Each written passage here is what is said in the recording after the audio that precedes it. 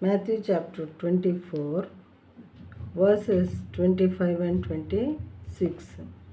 See, I have told you beforehand. So, if they say to you, look, he is in the wilderness, do not go out. If they say, look, he is in the inner rooms, do not believe it. ఇదిగో ముందుగా నేను మీతో చెప్పి ఉన్నాను.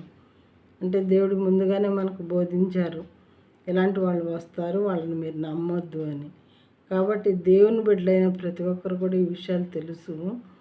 తెలిసి ఎవరో కూడా తప్పు చేయవద్దు అని చెప్పి మరలా అనేక చోట్ల దేవుడు హెచ్చరిస్తూ ఉన్నారు ఆయన బిడ్డల్ని. ఇలాంటి మోసకరమైన మాటలు చెప్పేవాళ్ళని నమ్మొద్దు అని.